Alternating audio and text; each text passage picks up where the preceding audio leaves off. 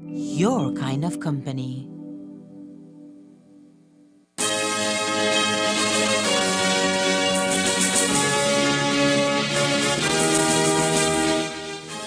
Tonight on CTV3 News, another fire erupts in Orange Walk.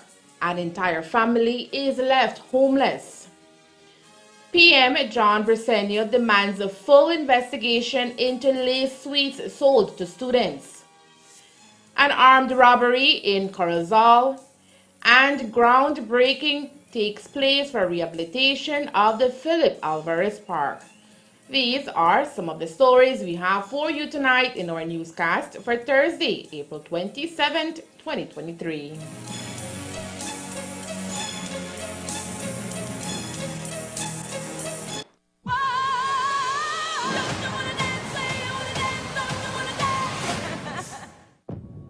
Special guest in the audience tonight, legendary record executive, Mr. Clive Davis.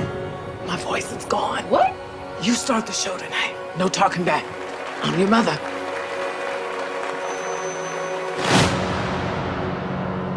There's a boy I know.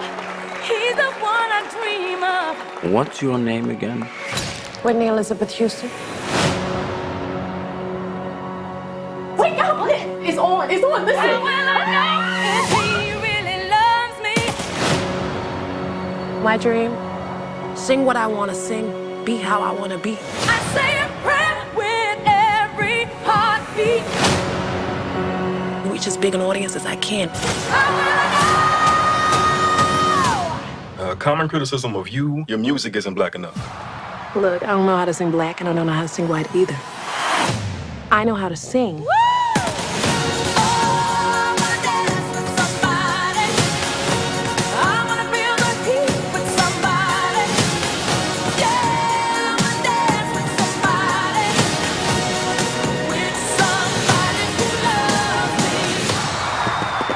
I might have just heard the greatest voice of her generation.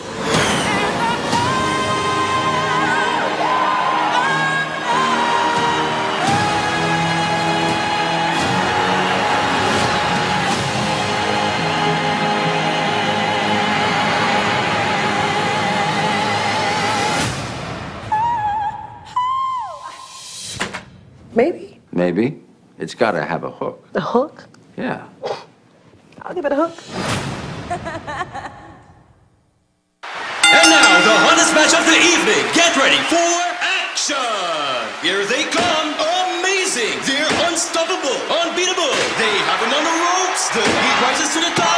1, 2, and 3. They're on fire! Chiladas. Fire up the taste of Belize with the new Chiladas crunchy tortilla taco chips in its hot chili flavor. Fiery habanero brings the heat. They're on fire! Chiladas. From Snackers, done right, done here.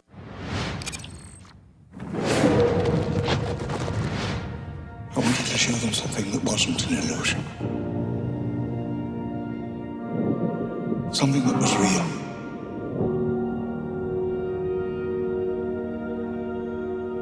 Something that they could see and touch. Humans and dinosaurs can't coexist. We created an ecological disaster.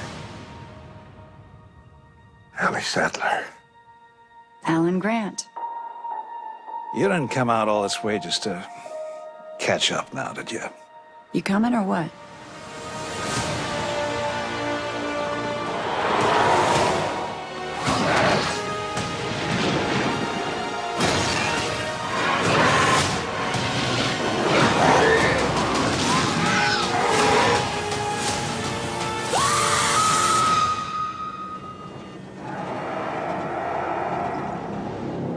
That's another plane, right?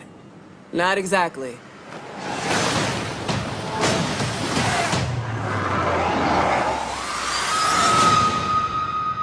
Don't move.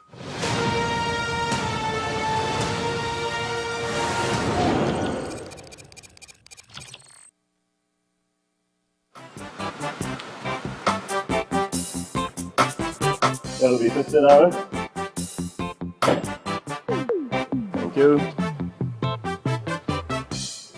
Wait, hey, this 50 is a fake. How do you know it's a fake? What are you talking about, sir? How can I identify a genuine note from a fake note? Well, a genuine 50 has a watermark with the Jaguar and the written words of the 50, also a thread. Know your money and know a fake one when you see it. Do not rely on any one security feature. Look for the clarity and quality of printing. The printed lines and colors should be sharp and clear. Feel the quality of the paper and the raised print. Hold the note up to the light to see the windowed security thread. It should form one complete line when held up to the light. The watermark and denominational electrotype. The Jaguar is the watermark in the $100 and $50 notes. The Sleeping Giant is the watermark in the $20, $10, $5, and $2 notes. The see-through feature. The parts of the design printed on the back should fit exactly within the unprinted areas of the front to form the complete design. Check the $100 note for the toucan hologram with the periwinkle flower overprint. Tilt it to see the small images of the toucan and the numeral 100. Check the $50 note for the green foil angelfish. Check even closer. Use an ultraviolet light to see the fluorescent features. Use a magnifier to see the microlettering. Tiny letters that read Central Bank of Belize and the value of the note. Stop the circulation of counterfeit Belize currency notes. Pass all counterfeits to the police at once. It is a criminal offense to hold or use a counterfeit. Be safe. Be sure. Know your money.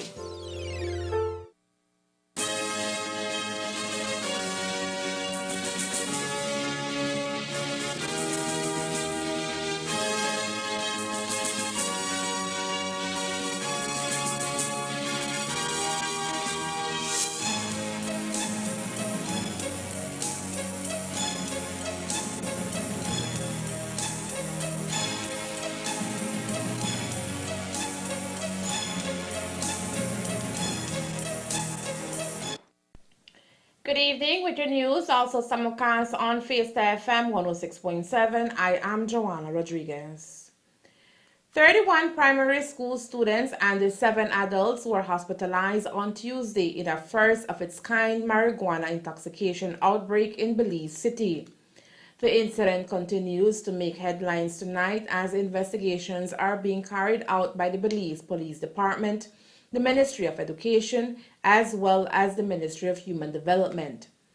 As we had reported, the tainted gummies formed part of a police investigation and were reportedly improperly discarded by an exhibit keeper with the police department.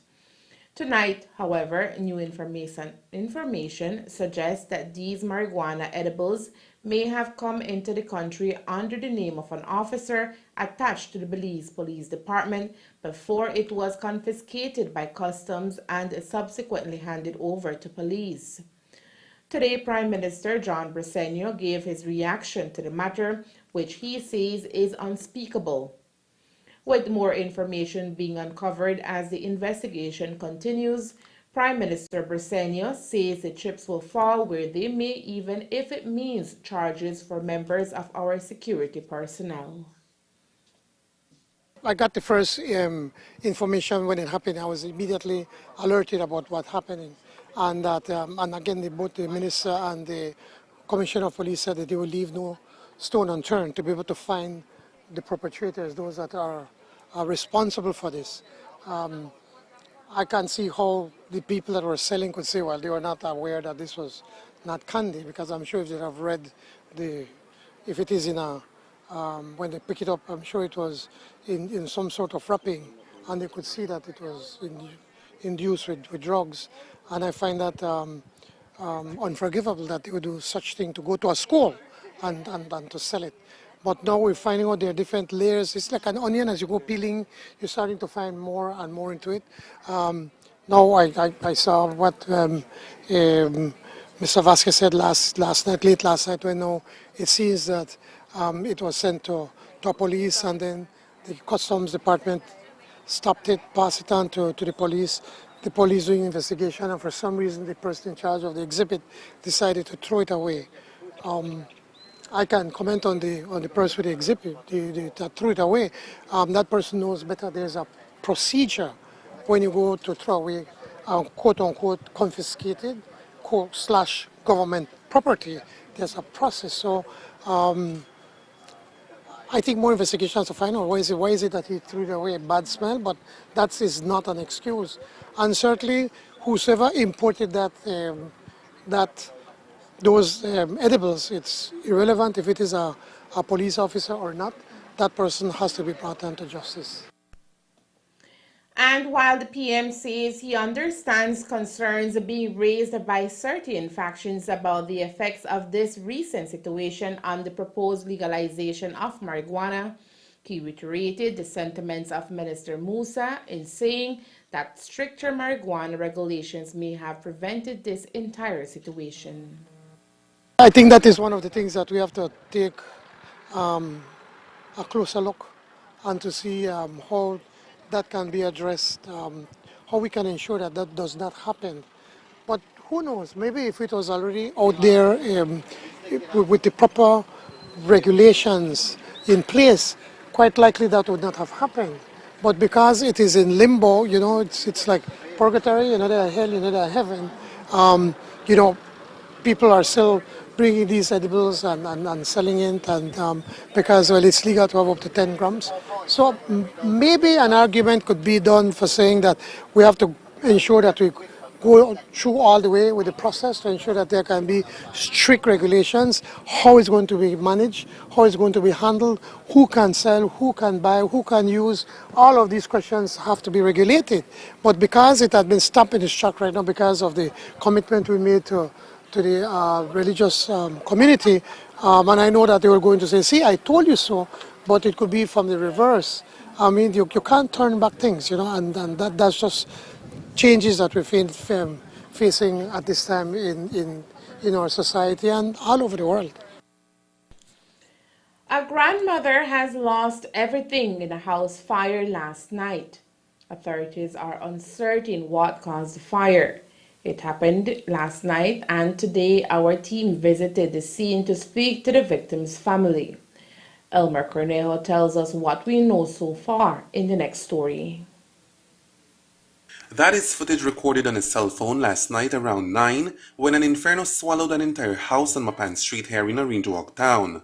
Neighbors and friends rushed out of their homes to assist in dousing the fire or in any way possible. As you can view, one man is seen using a water hose to out the blaze, which is already out of control. Luckily, firefighters arrive at the scene moments later and take over the challenge of appeasing the inferno. Today, when we arrived at the scene of the fire, the entire building along with its contents had turned to debris. Maria Hall had lost everything, but fortunately she was in Merida, Yucatan recuperating from a surgery. She left with a suitcase and her personal travel documents 2 months ago, which is the only thing she has left. Today we spoke to her granddaughter Stephanie Patton, who told us what the family knows so far. Well, I was at home when I got the call that my grandmother's house is on fire, but thanks God she wasn't here. She went to Merida to undergo a surgery. So the family quickly ran, because we don't live far, 2 blocks away, to come and see if we could have out of the fire, but unfortunately when we reached, it was too late. The entire house was burning. My grandfather was here, but the neighbor said that he had just left, and shortly after the fire began. Okay, but what I'm trying to discern is whether or not it would have been a fire that was started by someone, or it was just an error somewhere, somehow. To be honest, I'm afraid of the speculations myself. I wouldn't want to believe that that was what happened, so I will just disregard that for now, because I'm not certain myself. But even though Patton and most of Maria's family lives just a stone's throw away from what was once her home, by the time they arrived at the scene, it was too late to salvage property and contents. Well, when I arrived, they were already here without water, but I guess it's not their fault anyways, because the house was already on fire. Anything saved? Nothing was safe. As you can see, everything has been completely destroyed. And in relation to the house being insured? No, the house isn't insured. There's nothing that can be saved. Anything was said about how the fire started or where it started? Well, the report said that the fire started from inside the living room area, but there's no electrical appliances in there, so I'm not sure what started the fire. Your grandfather, he only has the clothes that he stepped out through the door with when he left last night. Yes, yes, and my grandmother as well, she only has the clothes she left with for surgery. So all her documents were lost? I would say all her documents, but her passport and those stuff she took with her. So as to what exactly she lost in documents, I wouldn't be able to tell. Since its construction 4 decades ago, the house was the meeting point for family and friends on any given Sunday. But that will be the case no more. Well, she was to come Tuesday, that's coming. And to be honest, we don't know where we'll move from there, but she certainly has the support of her family. We'll stick through it with her. And from there, we got to see what's coming next. You know, live one day at a time. We can't see if anything it has happened, it's just to move on. And with her family support, she will make it. This is the house where I was raised. All my childhood memories are here. Every Sunday, the family would come right here and eat because, you know, grandmothers always have the best food. But I guess those memories will always be with us in our hearts. And now can you speak about, in terms of value, the house, what was the value of the house and its contents? The value, even though the house is really old, this house has over 40 years, I would say that the value is still unexplainable because there are stuff here that we won't be able to retrieve back, stuff like memories from my grandfather too that I have lost. So the value is really unexplainable. So I can see where my grandmother will be depressed. Her pictures, everything that she has in there has gone. The value of the house and its contents, according to family members, is about $100,000. Elmer Cornejo, CTV3 News. Prime Minister John Brisenia today also spoke out on the current situation involving the Belize Sugarcane Farmers Association, BCFA, who have not received fair trade premiums since last year. BSI-ASR has gone on record to state that Tate and Lyle Sugars currently does not purchase fair trade sugar from BCFA because of a breakdown in their relationship and can only do so once the BCFA renews its fair trade relationship. In a counter release, the BCFA claimed that despite statements by BSI-ASR that Tate and Lyle purchases fair trade sugar from Belize as a country and not from individual associations, adding that the fair trade standards require only that BCFA or any other cane farmer association have a valid fair trade certification and a commercial agreement with BSI-ASR to deliver fair trade certified sugar cane in order to receive fair trade premiums for any fair trade sugar sold, which BCFA and the other cane farmer associations have. Based on this, the BCFA says that has lost over $3 million in revenue, which is lawfully due to its farmers. Today, the PM added that his government is looking into the matter to determine a way forward for farmers and the millers as well. Well, the government has been doing everything possible. As you know, we set up a subcommittee comprised of Honorable Karim Musa, who heads the team along with Minister Mai and Minister Mira. And they have been meeting with BSI. They've met with Julia Clark, who represents Tate and Lyle. And our objective is to ensure that BSFA can be paid their premiums, but it requires from both ends. You know, apparently Julia Clark is saying that there are certain conditions that the BSFA, just like the other associations, have to meet. Now, as to whether their cane was sold last year and under the fair trade and they did not get the money. If that were to happen, that they sold BSA sugar for fair trade premiums, then I think BSI would be responsible. I will have a responsibility to ensure that the BSC get their premium. If that happened, we don't know, and so that's a part of the discussions that we're having with BSI to be able to get to the bottom of it. Yesterday, the Belize Solid Waste Management Authority concluded an audit in regards on the tipping fees collected from customers at the San Pedro transfer station that collects waste in San Pedro town. Well, after the audit wrapped up, things are not looking good and there seems to be sticky hands in the cookie jar. Reports show that from March 4, 2022 to February 15, 2023, $43,000 was collected in fees. However, from that huge sum, collected receipts at the Treasury Department between the period of May 24, 2022 and February 15, 2023 only reflects $12,665 being deposited. According to the receipts, $7,680 was deposited in cash and $4,985 was deposited in checks. This means that some $30,335 is unaccounted for, and the missing revenue is GOB's monies. An investigation is currently in its infant stage by the Belize Police Department. CTV3 News will continue to follow any developments into the missing monies.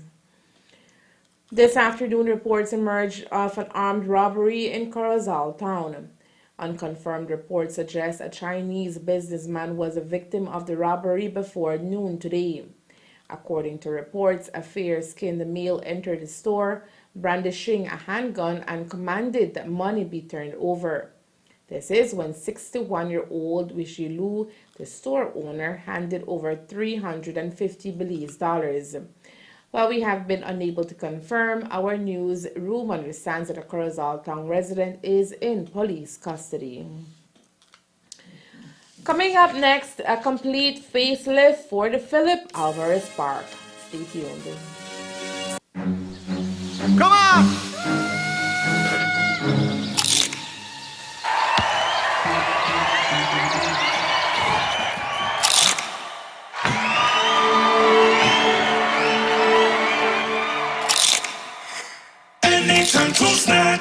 When hungry or craving, when laughter or tears, enjoy the best snacking or flavors are here. Asadas, bocadas, chiladas, doradas, delicious for snacking, done right and done here. Done right, done here. I don't know. Okay, I'll go first. I would wear something really cute, you know? Just festive. But not like white or bridal, because you gotta keep them guessing. You gotta keep them guessing. And I would walk down the aisle to the song Gloria by Laura Branigan. And of course, in my childhood, I dreamed that I would fly her in to sing it. But now, I have you. Oh, Joel, you can't touch Branigan. You can touch Branigan. No Barbara, no Judy, no Branigan. Come on. Gloria, Gloria, I think they've got your number. Gloria, I think they've got the alias. Gloria, that you've been living under, but you really don't remember. Was it something that they said? All the voices in your head calling Gloria.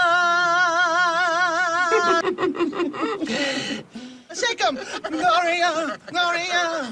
I think I got your number, Gloria.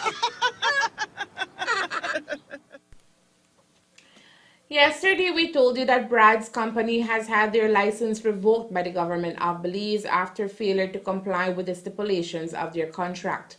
That means that come May 2nd, 2023, which is next week, Tuesday, you may want to think it twice before heading out to buy your nightly bolito.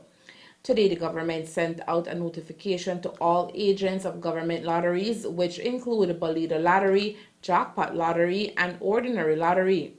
It reminds agents that Brad's Gaming Group Limited's exclusive license to administer the government lotteries has been revoked effective May 2nd, 2023. That means that all agents are prohibited from selling government lotteries beginning May 2nd. Failure to comply with the notice will result in a prosecution to the full extent of the law. Today, our team met with Prime Minister John Briceño and asked him what's up with the revocation and its implication. Unlike the previous government, we are being meticulous in what we do. We're not acting out of malice. We're not acting out of spite. We are just looking at the interests of the Belizean people. And we are seeing that there are areas where we believe that they have not complied. But again, we need to wait to see what our legal team is going to advise us. How can you give the Belize Bolido to an offshore company? Who are the beneficiaries of that company? That is why, I mean, he should be ashamed to say something like that. But he could enact anything that he wants. We are a country and we live by rules of law. The government has not announced when normal activity will resume, but promises to notify the general public when it has ironed out the details for resumption. Ground was broken today for the restoration project of the Philip Alvarez Park in the Uniontown area of Orange Walk Town into a brand new state-of-the-art nature park and recreational area. The project is being carried out through a collaboration with the Orange Walk Town Council, along with the area representative for Orange Walk Central, Prime Minister John Briceño, along with funding from the Belize Tourism Board. The project is expected to be carried out in 3 phases, starting with phase 1, which will see the creation of a new playground areas as well as family recreational areas and a complete walkway around the park equipped with adequate lighting. As ground was officially broken for the project today, Prime Minister John Briceño, who is the representative in charge of this area, says the creation of a nature park and recreational area has always been a personal goal which he now looks forward to see completed. One of the things I think that we are lacking and all across the country is parks where people can come with their families, where they could spend time with their children, and where young people could come and congregate and play sports and spend time together as communities. And here in Orange Walk, we have a lot of catching up to do. And I believe that a park should be green. It should be trees. It's supposed to be where you can come and relax and feel and enjoy just being there with nature within your community. And so I've been, for some time, been talking of wanting to do something with this park in particular. And the idea has been is that in this section we can have an area for the children, and you have seating area. People can do picnic. Then we have the basketball court, and to the end we want to have a 5-a-side football field, and then to be able to put a track all around this entire park, so that then people can come and exercise here either early in the morning or early in the evenings. Now it is a big project, and it probably will cost us a lot more than what I intended for us to spend. But we have to do it in phases, and right now what we want to do is phase 1, which will be this section here. And I think the designers, the architects, will probably be able to better explain how and what is it that they want. But the idea is that we want to have this park as an area where you can come with your families, where young people can come to play sports. You can come on a weekend or anytime, do a little barbecue and enjoy being out here on the outdoors, and then for people that come in to exercise. What is important is that we want to ensure that the community take ownership of this park. And the idea is, just like in San Lorenzo, at the San Lorenzo housing area, is that we want to be able to set up a committee of the people that live in this area that can help us to look after the park. Today, groundbreaking, according to Orange Walk Mayor, brings to light the successes that are possible when different entities come together to work as one. I think this is something that the residents from this entire area was waiting for for quite a while now, and it has now become a reality. And here today, it's a reality. The groundbreaking ceremony.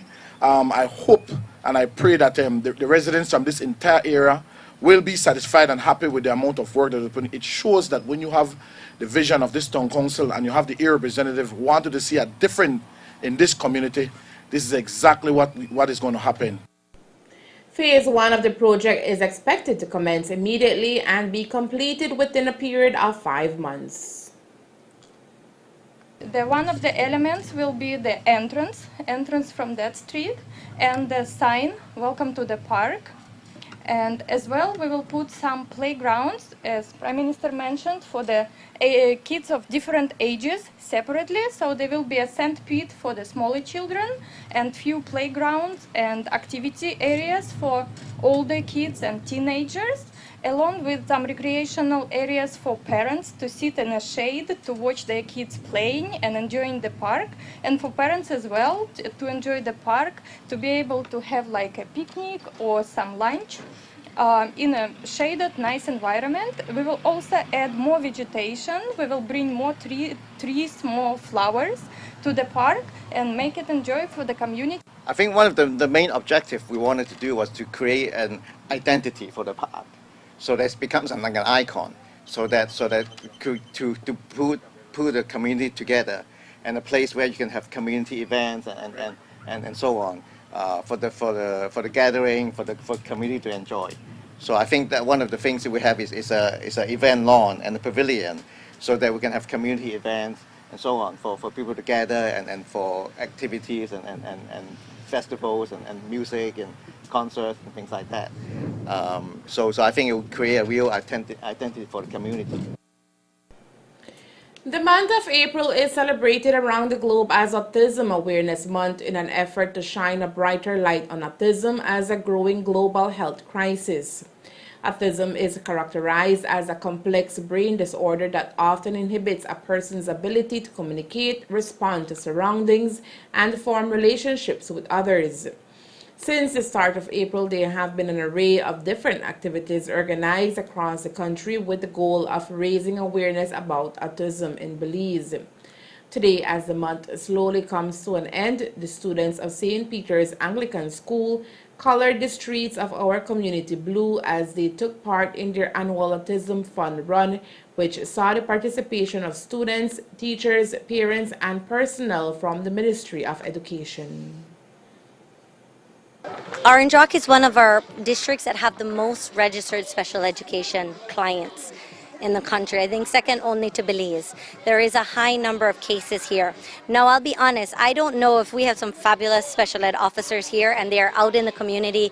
They know who are homebound, so they're doing a great job. So it might be that, but it might be more awareness that goes on here with all the activities that are planned. But we do have a lot of clients, and I think it's important to make sure that the community understands what is going on, not just go, oh, they're special, but really understand what's going on. What are the person's strengths? If you have Down syndrome, what can they do? What is their challenges so we can respond to that? If it's autism, what are the person's strengths? What are the challenges? What are things we need to be aware of? How can we support them? How do we get more access into the community where they can get jobs, that sort of thing? And that's what this is about. On Saturday, we're doing a countrywide walk for autism. Every district is having a walk. Most districts, it's 6 or 6:30 in the morning. Orange Walk is doing their Glow Walk Run at 6 p.m. at night. But the idea of this isn't just to come out and walk. It's to spark the conversation. When they're out, we give flyers about it. We want to explain really what is autism. What are the capabilities of this person? Because let me tell you something. Every person with a disability has something to contribute to community. We can teach you something, and that's what we want. We want to teach the community because that's going to build more access. And a more educated Belize is a more accepting Belize, and that's what we want. Part of today's celebration included the donation of a body seat to the school by the Ministry of Education as a tool to further promote inclusion within the institution. Today I was invited to take part in their fun run. So we had a little kilometer run, walk around the street, and then they're doing the presentations. What we did today there is we donated the buddy bench. The special education unit, the Ministry of Education, has selected certain schools around the country to give buddy benches. This is a partnership with PAHO and Mind Health Connect to promote mental health awareness and reduce bullying. And we chose schools that we felt we're trying to at least be inclusive and have these conversations for it. And so this week I have been to St. Bite, Placencia, San Pedro, Colombia, Orange Walk, Corozal. We've been giving out benches across the country. I think a total will be like 10 schools to start with, but we just kind of want to reward schools for trying and encourage the kids again to be more aware and to be more inclusive. So I'm really happy about the initiative we're working on there for it. So. As Autism Month comes to a close this weekend, Christy Almeida of Autism Belize says the goal every year remains the same, which is to spread awareness one step at a time. Schools have been really good. They've done their Friday blue days, and what I love is they've just not worn blue. The pictures that I'm getting from some schools, they're doing their boards. You see the autism board there. We have an inclusion corner on the 501 Academy. You can go there for all kinds of information, and schools have created their own inclusion corner. So I got a picture yesterday from one school with all the facts about autism. So they're not just encouraging to wear blue, they're having the conversations. Some schools have invited parents to come in and speak about it. I spoke at a school in St. Francis Xavier in Corozal, and they asked us to come, and the kids asked such intelligent questions. You know, can I get it? Should I be afraid? Where did it come from? I'm talking about signs about, you know, kids that cover their ears, and one kid was like, my brother covers his ears. Is he autistic? And that means they were just paying attention. And that's what we want. We want this conversation to happen. And I'm really happy because it happened at schools. It's happened at the community level where we've been invited to talk. Yesterday I spoke at the Belize Tax Department. You know, we're at Fuentes Pharmacies, talking to the pharmacies. Different businesses invite us in to come in and have these conversations. Last week, Friday, I was at Belize City Council, and it was all day. We did over 50 employees, traffic, court, everyone. They came in different cycles to sensitize and talk about how they can be more inclusive, how do they interact better with persons with disabilities. These are the conversations. And because it's happening at these levels, from parents to teachers to the business community, that's what we want. We need to keep having these conversations to figure out how can we involve persons with disabilities. Excluding persons from disabilities with the workforce, according to ILO, costs Belize about $200 million every year. If we can get these kids trained, if we get them their interventions, and that they can go out and work and be participating members of society, as a country would be a better country. And that's all we're asking for, is the inclusion. Today's fun run was sponsored by the Optimist Club of Orange Walk. This weekend, as we celebrate Labor Day and all hard-working Belizeans across the country, the Belize Territorial Volunteers are inviting interested persons to take part in their annual excursion to the Gracias a Dios border marker. The annual trip is carried out on April 29 to recognize the signing of the border treaty between Britain and Guatemala on April 30, 1859. The trip to the monument will include a brief ceremony and cleanup campaign in the immediate. Persons interested in being part of this commemorative trip are invited to contact Will Mejia and the Belize Territorial Volunteers. Ready? Yes, once again this Saturday, we, the Belize Territorial Volunteers, we're making our excursion, our trek to the Gracias a Dios border marker. We do this every year because we want Belizeans to know that we have a border that was established on the 30th of April 1859. Hence, this is the time of the year we usually go to the border marker. When we get there, we do a little cleaning, we have a little ceremony, and just talk about the importance of having our border and our borderline clean and clear. So this Saturday, yes, we will leave Punta Gorda at 7 a.m. sharp. If anyone would like to go, they can text me at 610-0978, text or call. Or if anyone would like to support this initiative, it costs us over $1,000 to go up there, close to $2,000 actually, in fuel alone. So if anybody would like to donate some fuel to this cause, please call me at 610-0978. Interested persons can contact the BTV at phone number 610-0978 for more information. The Belize Fisheries Department has sent out a release to inform Belizeans of the closure of conch season. The department has this year scheduled May 14, 2023 as the day the queen conch season closes. So that gives you a little more than 2 weeks for you to enjoy that delicious conch soup. The department reminds the public that all conch fishing activities cannot be engaged after May 14, 2023 until the next season opens. It is important to remind the public that any conch meat in your possession must be consumed on or before May 14th. Anyone caught with conch during the closed season can face a fine. And that's the news. We invite you to join us for another newscast on Friday, April 28th here on CTV3 and Fiesta FM 106.7. Remember that to read a text version of the news, you can visit our website at ctv3belizenews.com. You can also log on to our Facebook page for current stories at facebook.com/ctv3belizenews or our YouTube channel at CTV3 News BZ. Remember to wash your hands and remain safe. From all of us here at CTV3 News, thank you for watching and listening. Good night.